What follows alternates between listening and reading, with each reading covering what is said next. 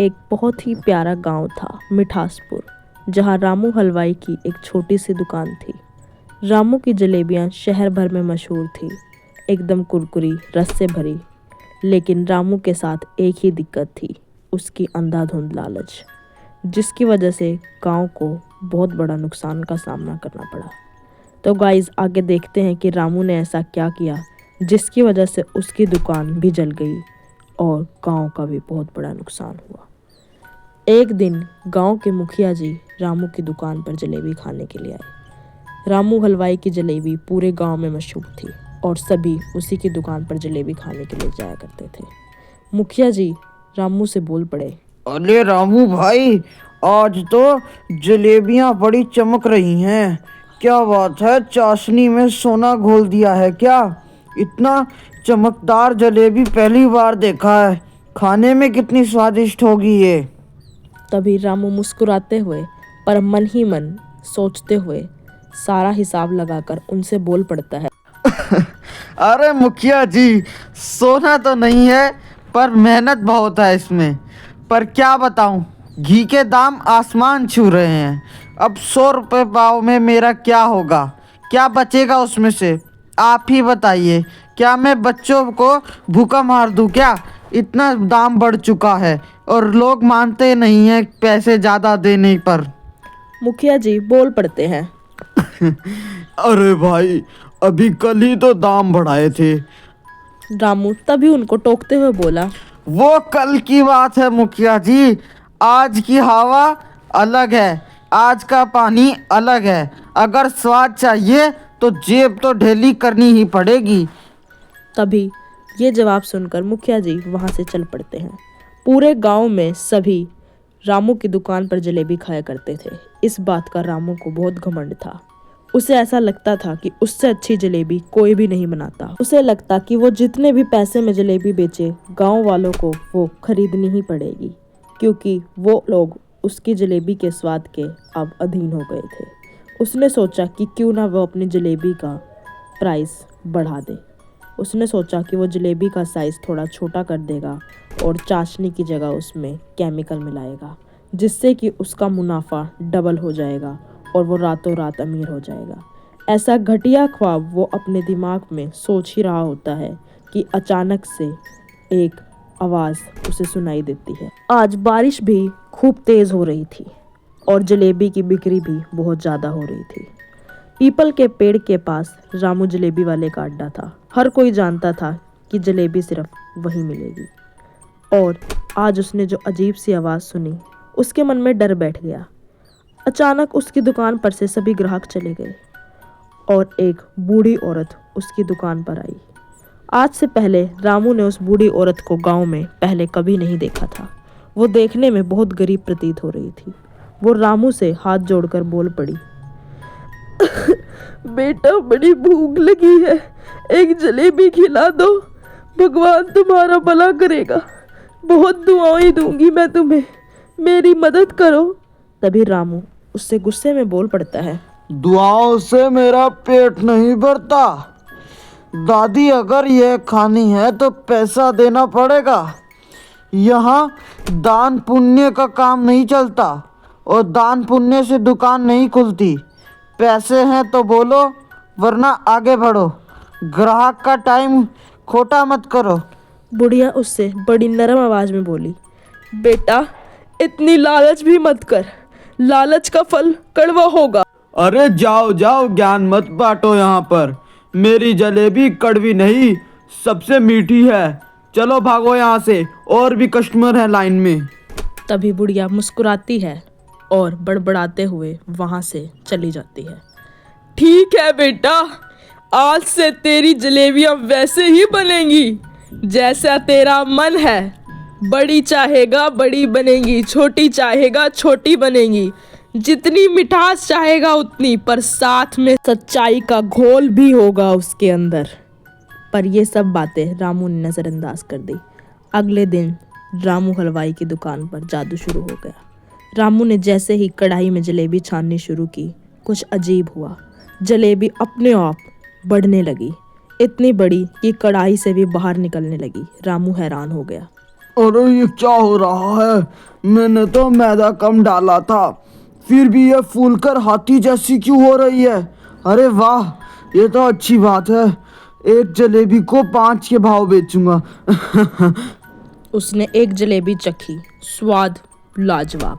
ऐसा स्वाद उसने पहले कभी नहीं चखा था। लोग भी उसकी दुकान पर खींचे चले आए। एक ग्राहक ने तभी बोला, रामू भाई, ये क्या करिश्मा है? आज तो जलेबी की खुशबू पूरे जिले में फैल रही है। तभी रामू उससे अकड़ कर बोला, ये मेरा सीक्रेट मसाला है भाई। अब इससे एक जलेबी की कीमत होगी 50 रुपए। लेना है तो लो, वरना लाइन में पीछे बहुत बंदे हैं। बहुत लोग लगे हुए हैं मेरी जलेबी लेने के लिए।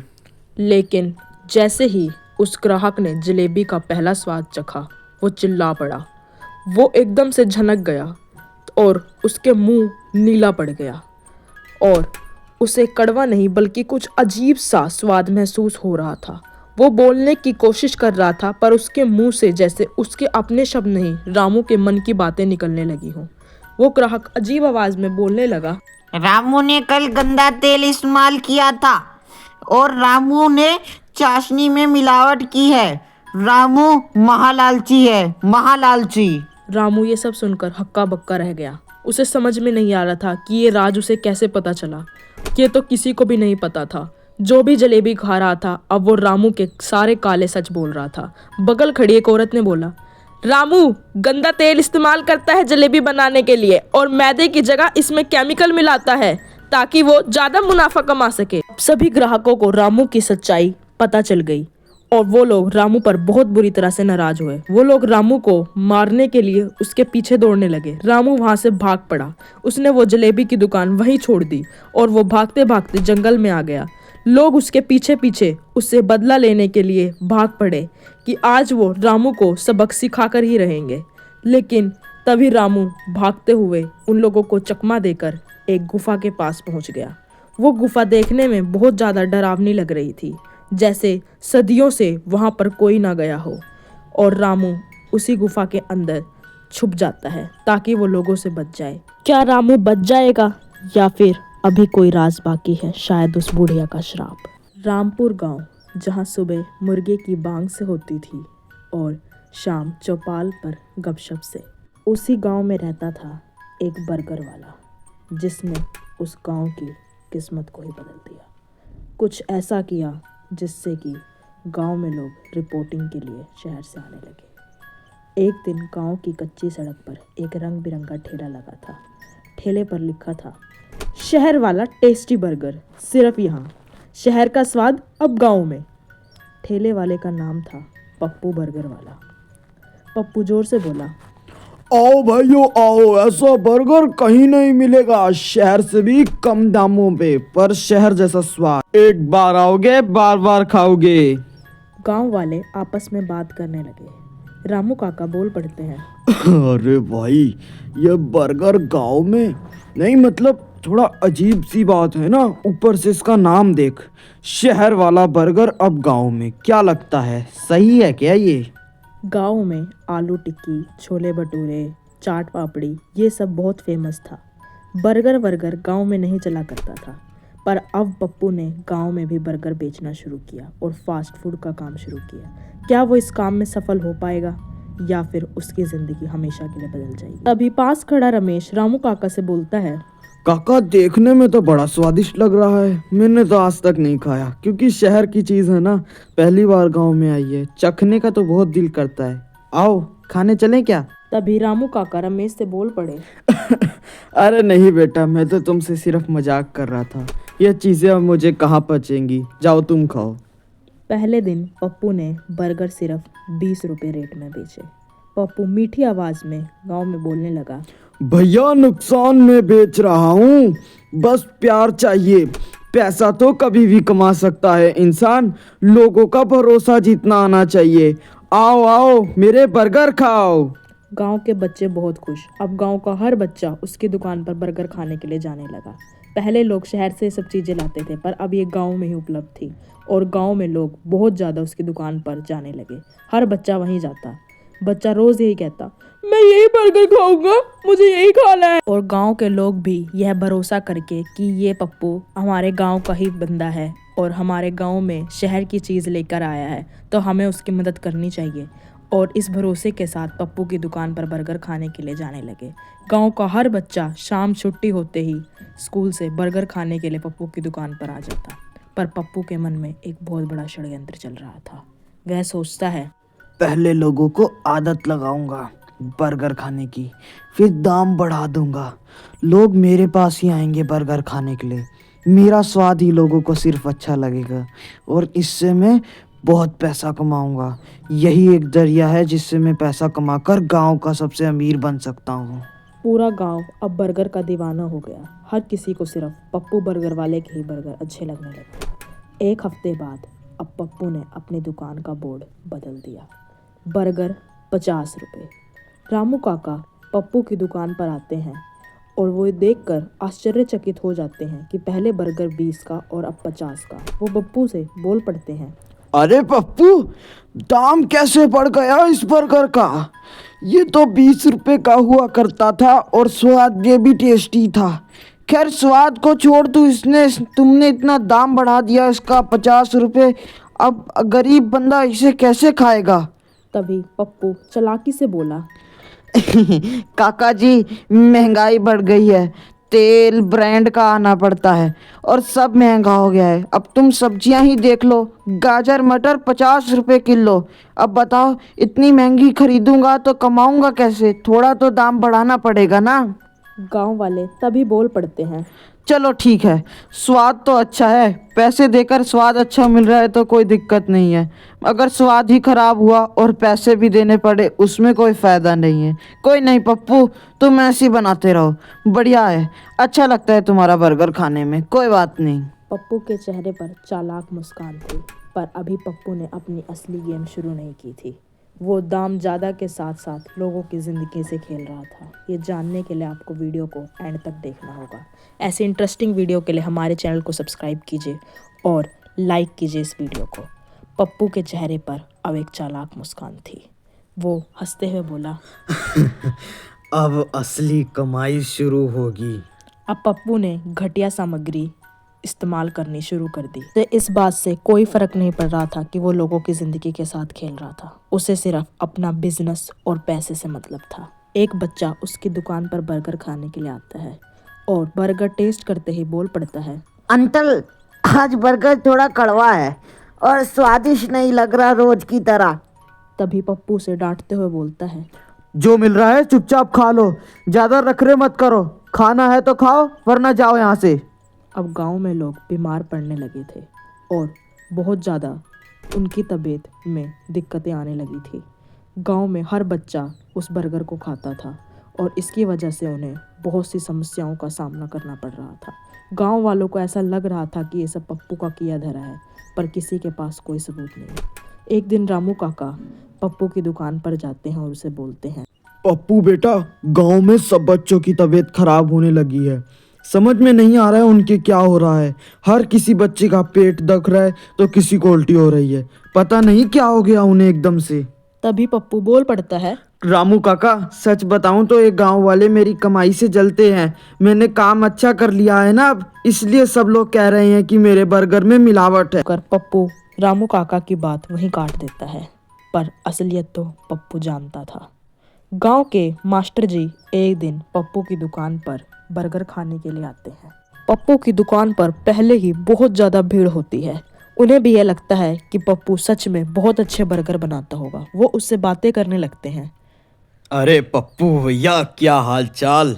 मैंने सुना है तुम्हारे बर्गर गांव में बहुत फेमस हैं। लाओ एक प्लेट हमें भी दो, हम भी तुम्हारे बर्गर चख के देखें कितने स्वादिष्ट बनाते हो। पप्पू बर्गर बनाने लगता है और वो पप्पू से बातें करते रहते हैं। तभी वो देखते हैं कि पप्पू की दुकान में बहुत सा सामान एक्सपायर्ड है और तेल और अन्य चीज़ें भी नकली ब्रांड की हैं। वो इस सब चीज़ों का सबूत अपने पास इकट्ठा कर लेते हैं और उसके बाद वो सब सबूत सरपंच जी को जाकर दिखाते हैं। वो कहते हैं, सरपंच जी नमस्कार, मैं तुम्हें कुछ बात बताना चाहता हूँ। मैं कुछ दिन पहले पप्पू की दुकान पर बर्गर खाने गया था उसके बर्गर पूरे गांव में बहुत फेमस हैं। तो मैंने वहाँ देखा कि तेल नकली ब्रांड का था और सारी चीज़ें एक्सपायर्ड पड़ी हुई थी। मुझे तो लगता है कि इसी से ही गांव वालों की तबीयत खराब हो रही है। एक बार आप कृपया कर इसकी जांच करवाइए। क्या यही वजह से सब गांव वालों की तबीयत खराब हो रही है? तभी सरपंच जी को ये बात समझ में आ गई और उन्होंने कुछ लोगों को पप्पू की दुकान पर जांच करने के लिए भेजा और वहाँ पर कुछ चीज़ें एक्सपायर्ड मिली। और ये बात पप्पू ने सभी गांव वालों के सामने कबूल की कि उसने एक्सपायर्ड चीज़ों का और नकली ब्रांड की चीज़ों का इस्तेमाल किया, जिससे गांव वालों की तबीयत खराब हुई। और अब ये बात सुनकर सभी गांव वाले उससे बुरी तरह से नाराज़ थे। सरपंच जी ने उस पर जुर्माना लगाया और उसका ठेला बंद करवा दिया। अब कुछ महीनों बाद गांव में एक नया बर्गर वाला आया और वो बर्गर वाला बहुत मशहूर हुआ। कुछ महीनों के बाद पप्पू ने भी अपनी बर्गर का ठेला गांव में दोबारा शुरू किया, पर अब उसकी दुकान पर कोई नहीं जाता था। अरे यार, मेरी लालच मुझे ले डूबी। अगर मैं लालच ना करता तो मैं बहुत बढ़िया पैसे कमा रहा था। सभी गांव वालों का मेरे पे विश्वास था। पता नहीं मैंने इतनी बड़ी भूल क्यों कर दी। तभी उसकी दुकान पर एक व्यक्ति आता है और उसे एक ऐसा राज बताता है जो कि उसकी दुनिया बदल देता है। आखिर क्या था वो राज, ये जानने के लिए आपको वीडियो का पार्ट 2 देखना होगा। Do like, share and subscribe this channel. यह कहानी है एक नवयुवती किशोरी की, जो कि बहुत अच्छा अचार बनाना जानती थी, पर किस्मत ने उसे इस मोड़ पे लाके खड़ा कर दिया कि अब उसके पास अचार बेचने के सिवा कोई रास्ता नहीं रह गया। पर उसने इस चीज को इस तरह इस्तेमाल किया कि वह टीवी में, सोशल मीडिया पे, अखबारों में इतनी मशहूर हो गई कि शहर से रिपोर्टर, मीडिया उसकी इंटरव्यू लेने गांव आने लगे। उसने ऐसा क्या अचार बनाया और ऐसा क्या अचार गांव को खिलाया कि जिस वजह से उसकी इंटरव्यू भी बहुत फेमस होने लगी। ये जानने के लिए आपको वीडियो एंड तक देखनी होगी और इस वीडियो को लाइक, शेयर कीजिए और हमारे चैनल को ज़्यादा से ज़्यादा सब्सक्राइबर तक पहुँचाइए। यह कहानी आपने जैसे सुना एक नवयुवती किशोरी की है। उसकी कम उम्र में ही शादी हो जाती है, होगी करीब उम्र उसकी 21-22। शादी के कुछ महीनों बाद ही उसके पति का देहांत हो जाता है और वह छोड़ जाता है एक बेटी और एक बहुत बड़ा कर्ज। गांव में खेती किसान का मुख्य सहारा होती है और इसी तरह किशोरी के पति के पास भी कुछ जमीन थी, पर उस कर्ज के तले किशोरी इतना दब गई कि उसे वो जमीन साहूकार को बेचनी पड़ी। अब उसके पास ऐसा कोई काम नहीं बचा था जिससे वह अपनी बच्ची का और खुद का पेट पाल सके। किशोरी बहुत अच्छा अचार बनाना जानती थी। उसकी दादी ने उसे तरह तरह के अचार बनाने सिखाए थे। आम का, नींबू का, मिर्च का, लहसुन का। हर अचार में उसका हाथ ऐसा था कि एक बार जो चख ले स्वाद भूल ना पाए। पति के जाने के बाद जब सब रास्ते उसे बंद दिखाई देने लगे तो किशोरी ने सोचा क्यों ना अपने इसी हुनर को अपनी आजीविका का साधन बनाया जाए। शुरुआत में उसने बहुत सी दिक्कतों का सामना किया। गांव के सब एक दूसरे को जानते थे, लेकिन शहर में अचार बेचना आसान नहीं था। वह सुबह सुबह तड़के उठती और मसाला भूनना शुरू कर देती।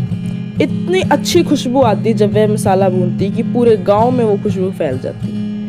जैसे ही अचार बनकर तैयार हो जाता, वह उन्हें बरनियों में रखती और सिर पर टोकरी रखकर गांव से 10 किलोमीटर दूर शहर पैदल जाती और वहां बाजार में अचार को बेचती। वह गांव में भी अचार बेचते हुए जाती थी, पर गांव में बहुत से लोगों ने उसका मजाक बनाया, जबकि उसे उस समय उनके सहारे की सबसे ज्यादा जरूरत थी। लोग उसे कहते, देखो देखो अचार बेचने वाली बुढ़िया जा रही है। वह इन सब बातों की तरफ इतना ध्यान नहीं देती थी, क्योंकि उसे पता था कि उसे अपनी और अपने बेटी की जिंदगी को सुधारना है। वह सीधा रास्ता गांव से शहर की ओर निकल जाती। धूप हो या बारिश, जाड़ा हो या गर्मी, उसका यह सिलसिला कभी नहीं रुकता था। शहर में जाकर वह मेन चौराहे पर जोर से बोलती, अरे भैया अचार ले लो, नींबू का अचार, मिर्च का अचार, प्याज का अचार, लहसुन का अचार, गोभी का अचार, मिक्स अचार, सभी तरह के अचार हमारे यहाँ मिलते हैं शुद्ध सरसों के तेल और घर के मसालों से बने हुए। ले लो अचार है शुद्ध मसालों और शुद्ध विचारों के साथ। लोगों को उसका बोलने का तरीका बहुत पसंद आता। अब कुछ लोग उसकी दुकान पर अचार लेने आने भी लगे थे, पर अभी भी कुछ लोग तो सिर्फ उसे अचार वाली आंटी कहकर मजाक ही उड़ाते थे। पर किशोरी ने कभी हार नहीं मानी। वह हर ग्राहक से विनम्रता से बात करती, अपने अचार की खासियत बताती और एक छोटी सी डब्बी में मुफ्त चखने के लिए भी उन्हें देती।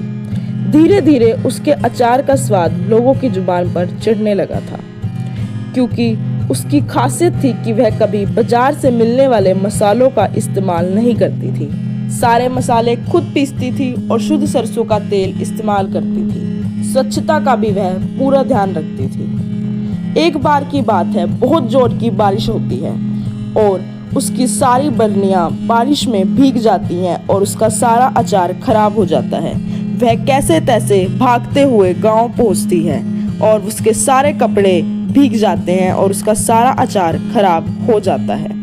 उसे उस दिन बहुत बुरा लगता है। वह बहुत जोर से रोती है और वह खुद ही खुद को कोस रही होती है कि भगवान, मैं अपनी बेटी का और अपना जीवन कैसे सुधारूंगी, कैसे सब ठीक होगा, ये आपने मुझे किस मोड़ पर लाकर खड़ा कर दिया है। वह उस रात बहुत रोती है, पर अगले दिन वह अपने दिल को समझाती है, अरे किशोरी, ऐसा नहीं होता, हमें मेहनत तो करनी ही होगी ना जिंदगी में आगे बढ़ने के लिए। और वह खुद को संतावना देते हुए अगले दिन फिर अचार बेचने के लिए निकल जाती है। शहर में बहुत से लोग किशोरी को जानने लगे थे और उसके बनाए अचार का स्वाद भी उन्हें भाने लगा था। शहर में उसके बनाए अचार का एक नियमित ग्राहक बन गया, लाला हरिकृष्ण। लाला जी की परचून की दुकान थी और वे अचार के बहुत बड़े शौकीन थे। एक दिन लाला जी ने किशोरी से कहा, किशोरी बेटा, तुम्हारे बनाए अचार में वो बात है जो बड़े बड़े ब्रांड में नहीं है। क्यों ना तुम इसे थोड़ा बड़े पैमाने पर बनाओ। तब किशोरी ने लाला जी को अपनी सारी तकलीफों और गरीबी के बारे में बताया। लाला जी बहुत नेक दिल इंसान थे। उन्होंने किशोरी को कुछ पैसे दिए और बड़ी नरम आवाज में किशोरी से कहा, इसे कर्ज मत समझना, यह समझ लो कि यह तुम्हारे अचार के व्यवसाय में मेरा एक छोटा सा निवेश है। जब तुम्हारा काम चल जाए तो मुझे लौटा देना। अब किशोरी ने कुछ पैसों का इस्तेमाल कर एक कारखाना किराए पर ले लिया और गांव की महिलाओं से इस विषय में बात की और उनका सहयोग मांगा। गांव की महिलाओं ने भी किशोरी की सहायता करने के लिए हामी भर दी और गांव की बुजुर्ग औरतें उसे अपने अनुभव के बारे में बताती, जिससे कि वह और अच्छा अचार बनाए। और अब उसने काम जोरों शोरों पर शुरू कर दिया। कुछ औरतों को उसने काम पर रखा जो अचार बनाने में उसकी मदद करें। अब वह शहर के बड़े बाजारों में भी अपनी पहचान बनाने लगी। उसने अपने अचार के ऑर्डर लेने शुरू कर दिए। लाला जी ने अब उसको बहुत से अचार के ऑर्डर देने शुरू किए। अब क्या था, उन्होंने अचार की पैकिंग करना शुरू कर दिया। शहर से पहली बार कोई गाड़ी किसी कारखाने पर आई थी। पूरे गांव में हड़कंप मच गया। दूर दूर से लोग किशोरी का बना अचार खरीदने के लिए आते थे। अब क्या था, पूरे गांव और पूरे शहर में किशोरी के बना अचार बहुत ज़्यादा फेमस होने लगा। बहुत से लोग सिर्फ किशोरी के बने अचार को ही खरीदते। लाला जी ने भी अपनी दुकान में किशोरी के कारखाने के बने अचार का बहुत अधिक प्रचलन किया। वह एक तो गांव के स्वाद का बिल्कुल देसी स्टाइल में और स्वच्छता और शुद्ध अचार इतना फेमस होने लगा कि लोग सिर्फ उसी अचार की डिमांड करते। यह बात लाला जी ने किशोरी को बताई। किशोरी बहुत ज़्यादा खुश हुई और इसके बाद उन्होंने और मेहनत से अपना काम करना शुरू किया। और जैसे जैसे किशोरी के बने अचार का नाम होता गया, अब उनके पास पैसा भी आने लगा था। अब किशोरी ने और बड़ा कारखाना किराए पर ले लिया और उन्होंने और तेजी से इस काम को बढ़ाया। अब गांव शहर नहीं बल्कि अन्य शहरों और अन्य राज्यों के शहरों में से भी किशोरी के बने अचार की डिमांड आने लगी। अब पूरी मार्केट में सिर्फ इसी की ही सनसनीखेज खबरें फैली हुई थी। 1 साल के भीतर किशोरी का बना अचार इतना फेमस हो गया कि उसने सारे रिकॉर्ड ब्रेक कर दिए और मीडिया और रिपोर्टर्स उसका इंटरव्यू लेने के लिए उसको फ़ोन करने लगे। किशोरी ने उन्हें कहा, मैं गांव में ही इंटरव्यू देना चाहूँगी। जिन लोगों ने मेरी सहायता की, मेरा सहयोग किया, मेरी तरक्की का श्रेय भी उन्हीं को जाता है। फिर क्या था, सारी मीडिया प्रेस गांव में आ गई और उन्होंने किशोरी का इंटरव्यू लेना शुरू किया। किशोरी ने सबसे पहले कहा, मैं सर्वप्रथम लाला जी का धन्यवाद करना चाहूँगी, क्योंकि अगर उन्होंने मेरे में विश्वास नहीं रखा होता, मुझे मेरी गरीबी में पैसे नहीं दिए होते, तो मैं आज ये बिजनेस ना कर पाती और ये बिजनेस इतनी ऊंची उड़ान भी ना पा सकता। उसके बाद उसने कहा, और इसके बाद अगर किसी को इस बिजनेस की तरक्की का श्रेय जाता है तो वो है गांव की महिलाएं और गांव की बुजुर्ग औरतें, जिन्होंने अपने अनुभव को मेरे साथ साझा किया और जिन्होंने अचार बनाने में मेरा सहयोग किया। मेरी बहनों की वजह से ही आज मेरा बिजनेस इतनी तरक्की पर है।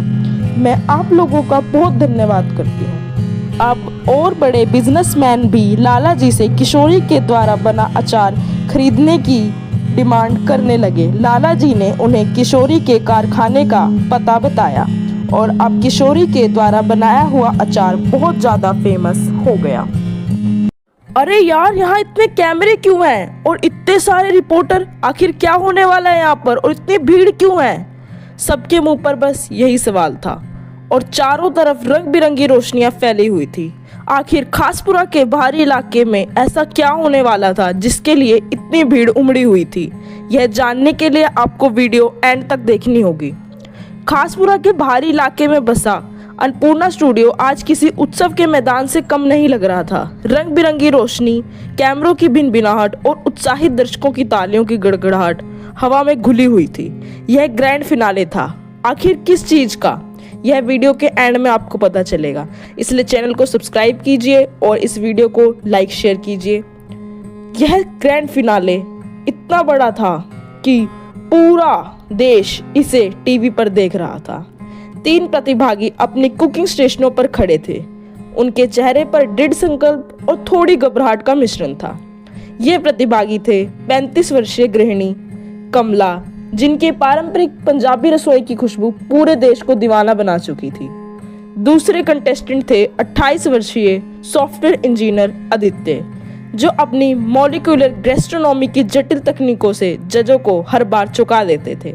और तीसरी सबसे यंग कंटेस्टेंट थी कॉलेज छात्रा पूनम, जिसकी रचनात्मक और नए स्वादों को आजमाने का जुनून उसे यहाँ तक ले आया था।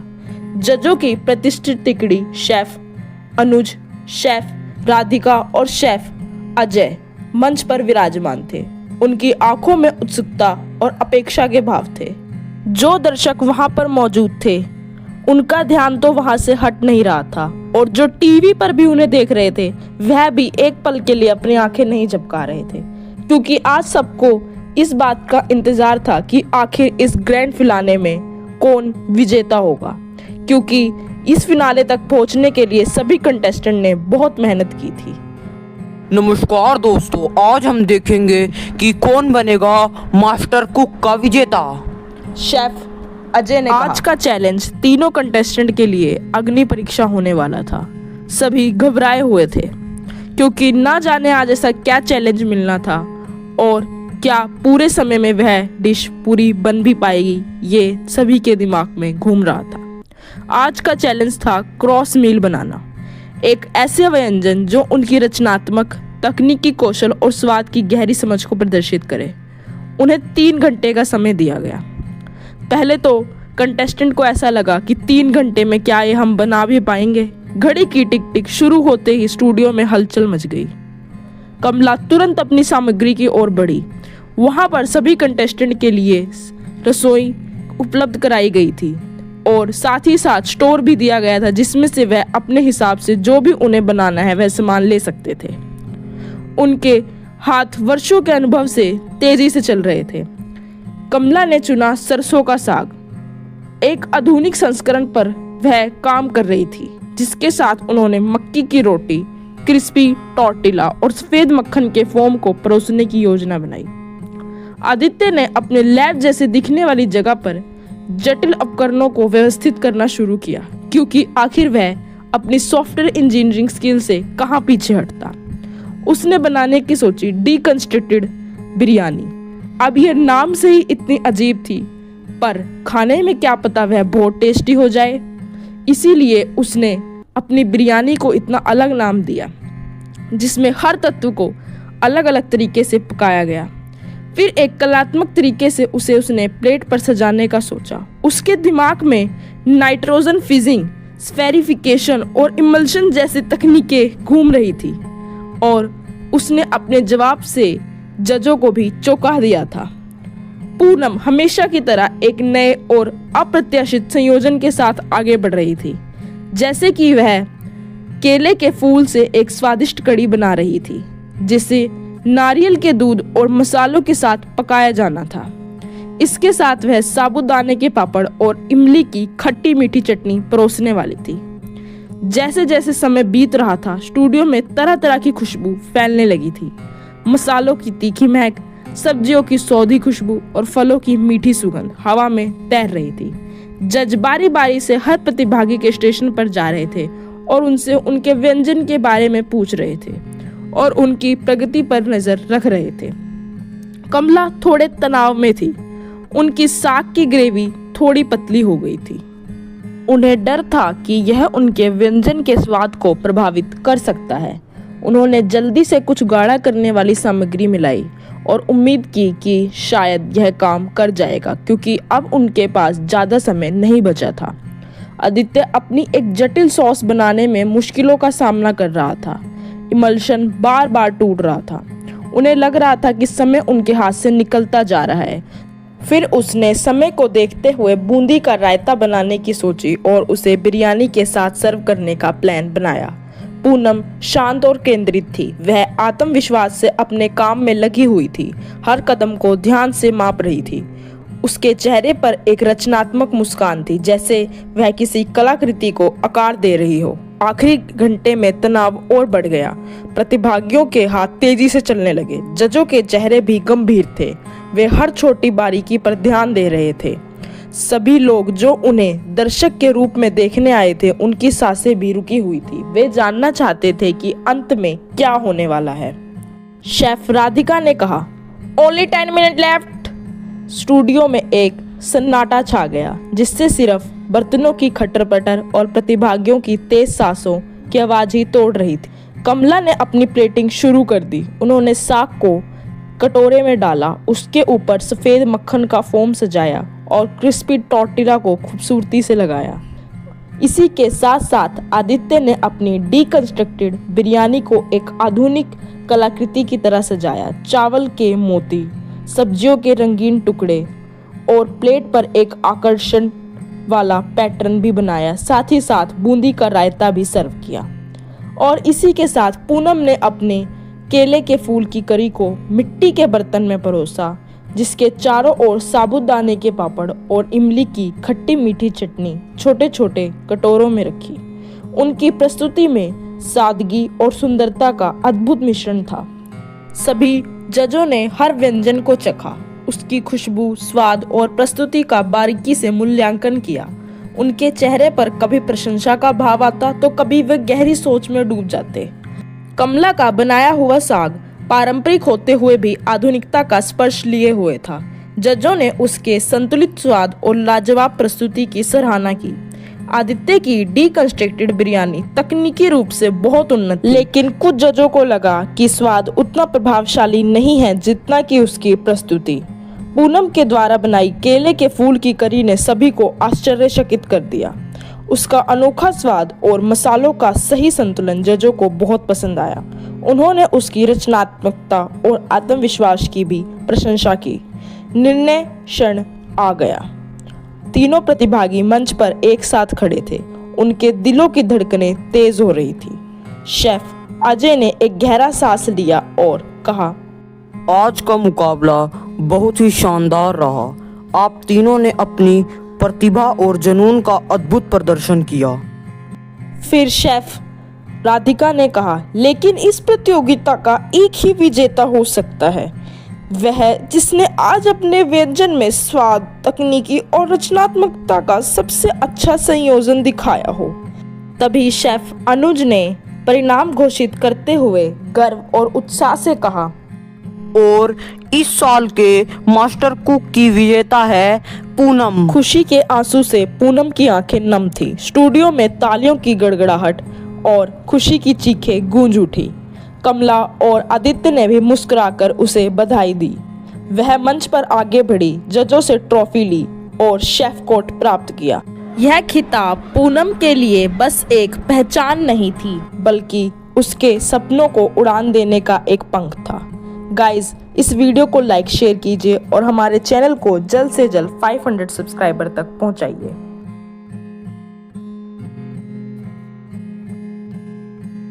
एक बड़े से गांव में हरि कृष्ण जी का भरा पूरा परिवार रहता था। उनके 3 बेटे थे, रोहित, सुमित और अंकित, और तीनों की ही पत्नियां थी। बड़ी बहू का नाम रीटा था, जो हमेशा अपनी सुंदरता और फैशन के बारे में सोचती रहती। बीच वाली बहू का नाम सीमा था, जो पूरे घर के काम में व्यस्त रहती थी और थोड़ी सीधी सादी थी। और सबसे छोटी बहू का नाम प्रिया था। शहर से पढ़कर आई थी और अपनी मॉडर्न सोच और बेबाकी के लिए जानी जाती थी। इन 3 बहुओं के बीच एक और सदस्य थी, हरि कृष्ण जी की एकलौती बेटी रिम्पी। रिम्पी की शादी नहीं हुई थी और वह स्वभाव से थोड़ी खड़ूस और हमेशा दूसरों में कमियां निकालने वाली थी। उसे अपनी तीनों भाभियों से कुछ ना कुछ शिकायत रहती ही थी। एक दिन हरि कृष्ण जी ने पूरे परिवार को इकट्ठा किया और कहा, देखो अब घर बड़ा हो गया है और काम भी बढ़ गए हैं। मैं चाहता हूँ कि तुम 3 बहुएं मिलकर घर के काम को बांट लो। तभी रीटा बोली, पिताजी मैं तो नाजुक हूँ, मुझसे भारी काम नहीं होगा। मैं रसोई का हल्का फुल्का काम देख लूंगी, जैसे सलाद बनाना या मेहमानों के लिए चाय नाश्ता तैयार करना। इतने में वहाँ हरि कृष्ण जी की बेटी रिम्पी भी आ गई। सीमा ने भी हल्की आवाज में हामी भरी, ठीक है पिताजी, मैं तो घर के सारे काम कर लूंगी। झाड़ू, पोछा, बर्तन, कपड़े धोना सब मेरी जिम्मेदारी है। प्रिया ने भी थोड़ा सोचते हुए कहा, और मैं हिसाब किताब और घर के बाहर के काम देख लूंगी। बिजली का बिल भरना, पानी का बिल भरना, बाजार से सामान लाना, ये सब मैं कर लूंगी पिताजी। तीनों बहुओं के अंदर इतना अच्छा स्वभाव देखकर हरि कृष्ण जी वहां से चले जाते हैं। वह सोचते हैं कि तीनों बहुएं काफी समझदार हैं, वह अपना काम खुद बांट लेंगी। इतने में रिम्पी, जो कोने में खड़ी होकर तीनों बहुओं की बात सुन रही थी, तुरंत बोल पड़ी, देखो तो इनकी बातें, बड़ी आई काम बांटने वाली। रीटा तो बस सज धज कर घूमती रहेगी और सीमा बेचारी सारा दिन घर के काम करती रहेगी और प्रिया तो बस अपनी मर्जी चलाएगी, कोई ढंग से काम नहीं करेगा। रीटा ने अपनी बड़ी बड़ी आंखें घुमाई, दीदी आप हमेशा नेगेटिव क्यों कहती हो? हम सब मिलकर काम करेंगे तो सब ठीक होगा। सीमा ने भी धीरे से कहा, हाँ दीदी, हम कोशिश करेंगे कि आपको कोई शिकायत ना हो। प्रिया ने भी मुंह बनाते हुए कहा, और अगर शिकायत होगी भी तो हम क्या कर सकते हैं, सबकी अपनी अपनी क्षमता है। इस तरह काम तो बट गया, लेकिन रिम्पी की खटर पटर हमेशा जारी रहती थी। एक दिन घर में मेहमान आने वाले थे। रीटा को सलाद बनाने का काम दिया गया। उसने एक से बढ़कर एक महंगी सब्जियां मंगवाई और सलाद को इस तरह से सजाया जैसे कोई डिजाइन या ड्राइंग हो। सीमा भी सुबह से रसोई में काम पर लगी हुई थी। उसने तरह तरह के पकवान बनाकर तैयार किए। वह पसीने से तरबतर हो गई थी और जब रिम्पी रसोई में आई तो उसने हर बर्तन को उलट पलट कर देखा और बोली, यह कैसा सलाद है? सलाद है या फूलों की सेज? इसमें खाने लायक क्या है? और इतनी महंगी सब्जियां क्यों मंगवाई? पिताजी का पैसा क्या पेड़ पर उगता है? और फिर वह सीमा के पास गई और बोली, ये क्या खाना बनाकर तैयार किया है तुमने?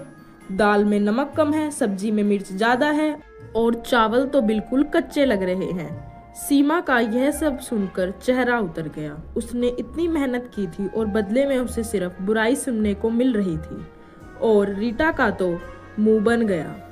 प्रिया बाजार से मेहमानों के लिए फल लेकर आई। रिम्पी ने फल की टोकरी को देखते हुए ही कहा, ये क्या सस्ते फल ले आई हो तुम? अंगूर तो खट्टे होंगे और केले पिचके हुए हैं। थोड़ी अच्छी चीजें नहीं ला सकती थी? प्रिया ने अपनी नजरें चढ़ाते हुए कहा। दीदी, मैंने अपनी समझ में अच्छे ही फल खरीदे हैं। अगर आपको पसंद नहीं है तो आप जाकर ले आइए। प्रिया और रिम्पी की तो अक्सर बहस होती रहती थी। प्रिया रिम्पी की हर बात का मुंह तोड़ जवाब देती थी। मेहमान घर आए और उन्होंने खाना खाया। उन्होंने खाने की बहुत अधिक तारीफ की और रीटा के सलाद की भी खूब सराहना की। रिम्पी अपने कमरे में मुंह बनाए बैठी हुई थी, जैसे किसी ने उसका बहुत बड़ा नुकसान कर दिया हो। एक दिन की बात है, हरि कृष्ण जी बीमार पड़ गए। तीनों बहुओं ने उनकी खूब सेवा की। रीटा उनके लिए काढ़ा बनाकर लाती, सीमा उनके कमरे की अच्छे से सफाई करती और प्रिया डॉक्टर को बुलाकर लाई और प्रिया उनके दवाइयों का ख्याल रखती। रिम्पी भी अपने पिताजी की देखभाल में लगी हुई थी, लेकिन उसका तरीका थोड़ा अलग था। वह हर बात में नुक्स निकालती रहती थी। कमरे में अभी भी धूल है। वह सीमा को टोकती, तुम्हें ठीक से सफाई करनी नहीं आती? यह काढ़ा ठीक से नहीं बना। वह रीटा से कहती, इसमें अदरक कम है। यह दवाई समय पर क्यों नहीं दी? वह प्रिया पर गुस्सा करती, तुम्हें कोई परवाह नहीं है क्या? तीनों बहुएं रिम्पी की बातों से बहुत परेशान हो गई।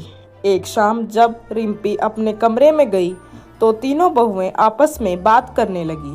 रीटा बोली, अब तो बर्दाश्त नहीं होता, दीदी हर बात में कमियां निकालती रहती हैं। सीमा ने भी उदास होकर कहा, हाँ, हम इतनी मेहनत से काम करते हैं और उन्हें कुछ दिखाई ही नहीं देता। प्रिया ने एक शरारती मुस्कान के साथ कहा, क्यों ना हम दीदी के साथ थोड़ा मजाक करें। रीटा और सीमा ने हैरान होकर प्रिया की तरफ देखा। प्रिया ने अपनी सारी योजना रीटा और सीमा दीदी को बताई। अगले दिन जब रिम्पी सुबह उठी तो उसने देखा कि उसके कमरे का सारा सामान उल्टा पुल्टा पड़ा है। उसकी सारी ड्रेसें अलमारी से बाहर लटक रही थी, किताबें जमीन पर बिखरी हुई थी और उसका मेकअप का सामान इधर उधर फैला हुआ था। रिम्पी यह देखकर गुस्से से लाल हो गई। वह गुस्से में बोली, यह किसने किया? किसकी हिम्मत हुई मेरे कमरे में घुसने की? तीनों बहुएं मासूमियत का नाटक करते हुए वहां खड़ी थी। रीटा बोली, क्या हुआ दीदी, आप इतनी परेशान क्यों हैं? रिम्पी ने गुस्से में कहा, मेरा कमरा देखो, सारा सामान इधर उधर बिखरा पड़ा है। सीमा ने हैरानी जताते हुए कहा, यह कैसे हो गया दीदी, हमने तो कुछ नहीं किया। प्रिया ने भोलेपन से पूछा, कहीं कोई बिल्ली तो नहीं घुस गई थी दीदी?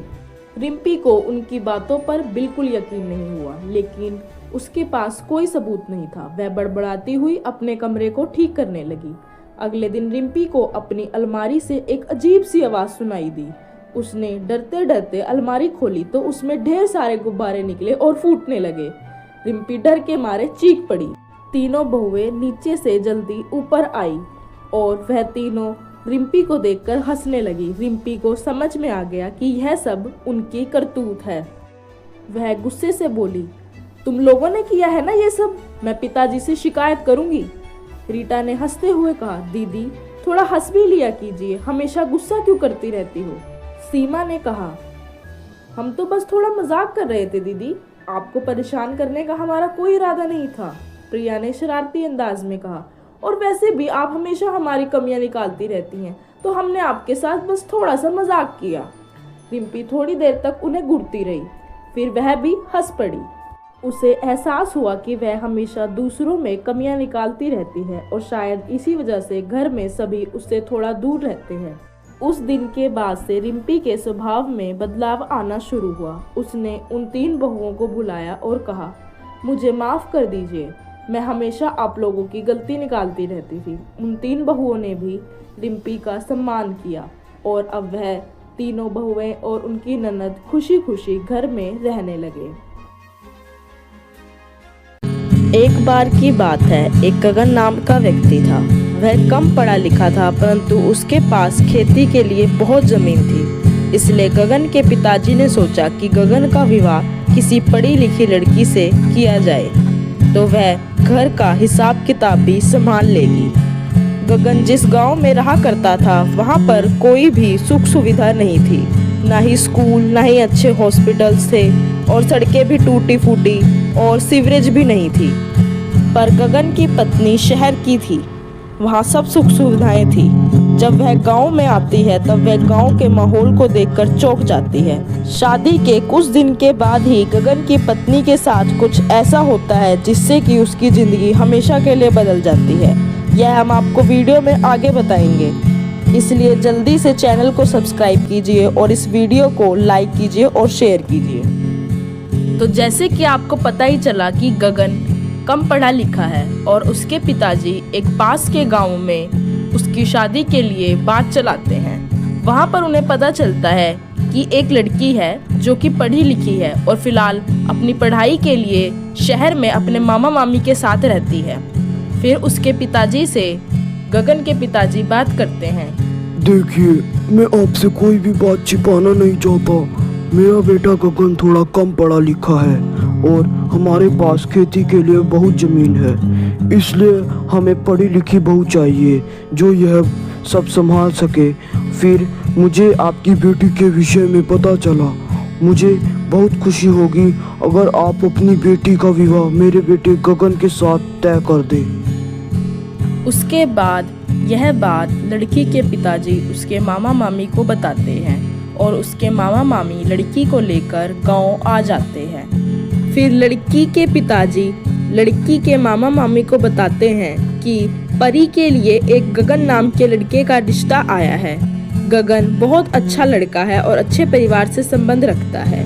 लड़के के पास बहुत अधिक खेती है, परंतु गगन खेती का हिसाब किताब कम संभाल पाता है, इसलिए उन्हें एक शिक्षित बहू चाहिए। लड़की वालों ने यह भी बताया कि गगन का परिवार एक ईमानदार और अच्छी सोच रखने वाला है। बस गगन थोड़ा कम पढ़ा लिखा है, पर वह एक अच्छा और आज्ञाकारी लड़का है। परी के परिवार वाले सोचते हैं कि हमें परी का रिश्ता गगन के साथ तय कर देना चाहिए। इसके बाद वह लड़के वालों को बुलाते हैं और उन्हें मिठाई खिलाकर गगन और परी का रिश्ता तय कर देते हैं और दोनों परिवार शादी की तारीख रखने पर सहमति करते हैं। और इसके बाद अब दोनों घरों में शादी की खूब तैयारियां शुरू हो गई थी। गगन के पिताजी ने शादी के कार्ड छपवाए, बारात ले जाने के लिए गाड़ियां बुक करवाई। गगन की माताजी भी गगन की बहू के लिए मार्केट जाकर बहुत तरह तरह के सामान खरीद कर लाती। गगन के पिताजी व गगन और गगन की बहन मार्केट से गगन की बहू के लिए कपड़े, जेवर और अन्य सामान खरीद कर लाए। उधर गगन के ससुराल में भी शादी की खूब तैयारियां चल रही थी। बारात के लोगों के लिए पंडाल सजाया जा रहा था। भोजन पानी, रात में लाइटिंग की व्यवस्था की जा रही थी ताकि सभी बारातियों को किसी भी तरह की कोई परेशानी ना हो। और अब फाइनली वो दिन आ गया था। गगन दूल्हा बनकर तैयार हो जाता है और सभी बाराती भी अच्छे अच्छे कपड़े पहनकर तैयार हो जाते हैं और बारात का सामान गाड़ियों में रख देते हैं। और अब गगन की बारात गांव से परी के घर की ओर नाचते गाते धूम बजाते हुए निकल पड़ती है। वह लोग बारात में खूब मस्ती करते हैं, खूब डांस करते हैं और उन्हें बहुत मजा आ रहा होता है। गगन के पिताजी परी के पिताजी को फोन करते हैं और उन्हें बताते हैं, हम बस नजदीक पहुंच गए हैं और थोड़ी देर में आपके यहाँ आ जाएंगे। आप किसी प्रकार की चिंता मत करें। तब परी के पिताजी गगन के पिताजी को बताते हैं, हमारे यहाँ सभी तैयारियां हो चुकी हैं और बारातियों की सुविधा के लिए सभी प्रबंध कर दिए गए हैं। आप लोग निश्चिंत होकर बारात लाइए। तभी कुछ ही देर में गगन के परिवार वाले बारात लेकर परी के घर पहुंच जाते हैं। वहां पर गगन के परिवार वालों का खूब स्वागत किया जाता है। गगन को स्टेज पर बिठाया जाता है और बाराती लोग भी खाना खाने का आनंद उठाने लगते हैं। कुछ ही देर में परी को भी स्टेज पर लाया जाता है और गगन और परी एक दूसरे को जयमाला डालकर विवाह की रस्म को आगे बढ़ाते हैं। फिर सभी रीति रिवाज के साथ गगन और परी की शादी की जाती है। और अब विदाई का समय हो गया था। परी के परिवार वाले भावुक हो जाते हैं और परी भी रोने लगती है। फिर वह लोग परी की विदाई करते हैं और अब बारात गगन के घर वापस लौटती है। गगन की माताजी गगन का और उसकी बहू का बहुत धूमधाम से स्वागत करती हैं और अब गगन के माता पिता बहुत खुश होते हैं क्योंकि अब उनके घर एक पढ़ी लिखी बहू आ गई है और उन्हें यह विश्वास था कि वह घर को अच्छे से संभाल लेगी। शादी के बाद सब कुछ अच्छा चल रहा था। नई बहू सब कुछ अच्छे से संभाल रही थी। एक दिन की बात है, गगन मार्केट से कुछ सामान लेकर घर की तरफ आ रहा होता है। गांव का रास्ता बहुत खराब होता है। रात का समय होता है, कोई स्ट्रीट लाइट का प्रबंध गांव में नहीं होता। तभी गगन की बाइक एक खड्डे में गिर जाती है, जिस कारण गगन के पैर में चोट लग जाती है और गगन चल नहीं पाता। तब वह किसी तरह अपने मोबाइल से घर पर फ़ोन करता है और बताता है कि मैं गांव के मोड़ पर एक गड्ढे में गिर गया हूं और मुझसे चला नहीं जा रहा। जब यह बात सभी को पता चलती है तो सभी बहुत ज़्यादा परेशान हो जाते हैं और वह भागकर गांव के चौक की तरफ जाते हैं। वह वहाँ देखते हैं कि गगन के पैर में काफ़ी ज़्यादा चोट लगी हुई है और उससे हिला भी नहीं जा रहा है। वह कैसे तैसे गगन को घर लेकर आते हैं। गगन के पैर में फ्रैक्चर हुआ था, इसलिए सभी लोग बहुत ज़्यादा दुखी हो जाते हैं। इसके बाद गगन के पिताजी गगन के चाचा को फ़ोन करते हैं। वह गाड़ी लेकर घर आते हैं और वह सभी गगन को लेकर शहर वाले अस्पताल में जाते हैं। वहाँ पर गगन का इलाज किया जाता है और गगन को कुछ दिन के बाद छुट्टी मिलती है और उसके बाद उसे घर लेकर आया जाता है। अब उससे चला फिरा नहीं जाता क्योंकि उसके पैर में ज़्यादा गंभीर चोट लग गई थी। अब गगन चल फिर नहीं पाता था। एक दिन की बात है, परी अपनी सास के साथ बाजार जा रही होती है। रास्ते में एक बहुत बड़ा कीचड़ का गड्ढा होता है जिसमें से बहुत गंदी बदबू आ रही होती है। वहीं से एक बाइक वाला भी जा रहा होता है। उसकी बाइक का पहिया जैसे ही उस कीचड़ के गड्ढे में जा गिरता है, सारा कीचड़ परी और उसकी सास की कपड़ों पर गिर जाता है। उन्हें तब बहुत बुरा लगता है। वह दोनों बहुत दुखी हो जाती हैं और वह उन्हीं गंदे कपड़ों के साथ अपने घर वापस आती हैं। परी इस बात को रात भर सोचती रही। अगले दिन उसने सभी परिवार वालों से कहा कि गांव के हालात तो ठीक नहीं हैं। क्या मुखिया जी गांव की प्रगति के लिए कार्य नहीं करते? हमें उनसे गांव की समस्याओं को बताना चाहिए। तभी घर वालों ने कुछ लोगों के साथ मुखिया जी के पास जाने का निर्णय किया। गांव के मुखिया जी बहुत बूढ़े और काफी समय से बीमार थे, इसलिए वह ज्यादा कहीं आना जाना नहीं कर पाते थे। जब गांव के सभी लोग उनके पास गए और उन्हें अपनी समस्या बताई, तब मुखिया जी ने इस पर कोई संतोषजनक कार्य नहीं किया और कई महीनों तक गांव में यही समस्या चलती रही और गांव के लोग हमेशा परेशान ही रहते। कुछ दिनों बाद गांव में नया मुखिया चुनने का समय आने वाला था। तब परी ने अपने परिवार वालों से कहा, अगर गांव के सभी लोग मेरा सहयोग करें और आप लोग मेरा सहयोग करें, तब मैं गांव के विकास के लिए कुछ करना चाहती हूं। मैं गांव की प्रगति के लिए पूरा प्रयास करूंगी। और इसके बाद सभी गांव वालों ने परी को मुखिया बना दिया और परी ने गांव के विकास के लिए सबसे पहले गांव का भ्रमण किया। परी ने पाया कि गांव में बिजली, पानी, सड़क, स्कूल, प्राथमिक चिकित्सालय, पार्क, इन सभी चीज़ों की कमी है। फिर उसने सोचा कि वह इन्हें कैसे सही कर सकती है। उसने अपने नज़दीकी अधिकारी को फ़ोन किया और उन्हें यह समस्या बताई। उन्होंने परी की समस्या को सुनकर कुछ तरीके बताए जिससे कि परी यह सब सही कर सके। उसने यही तरीकों को अपनाया और अब गांव में बिजली, पानी, पार्क, चिकित्सालय की सुविधा होने लगी। यह सब सुविधा पाकर गांव के लोग बहुत खुश हुए और उन्होंने परी का बहुत अधिक धन्यवाद किया।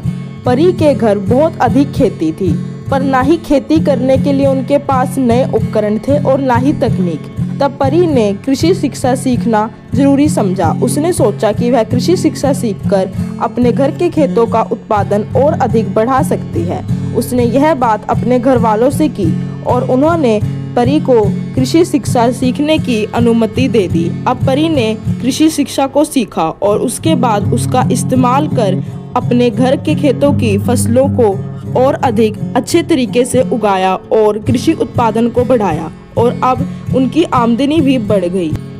परी से प्रभावित होकर गांव के अन्य लोगों ने भी कृषि के लिए आधुनिक तरीकों को अपनाया, जिसमें कि उन्नत किस्म के बीज, अच्छे उपकरण और कम पानी में अच्छी सिंचाई की व्यवस्था।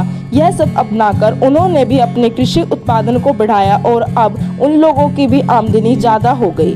अब परी ने गांव के लोगों को अच्छी नस्ल के पशु रखने के बारे में बताया, जिससे कि उनका दूध उत्पादन और बढ़ गया और अब वह पशुओं के दूध को लेने के लिए मिल्क प्लांट से गाड़ी आने लगी।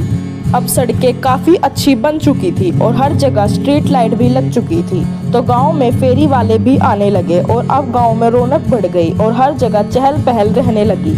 अब गांव में देखते ही देखते बस की भी सुविधा हो गई और अब लोगों को ज़्यादा अधिक पैदल नहीं चलना पड़ता था और सफ़र में भी उन्हें सुविधा प्राप्त हो जाती थी। गांव में पार्क भी हो गए और इस तरीके से गांव की तरक्की हुई और गांव के लोग परी की इस मेहनत को देखकर बहुत खुश हुए।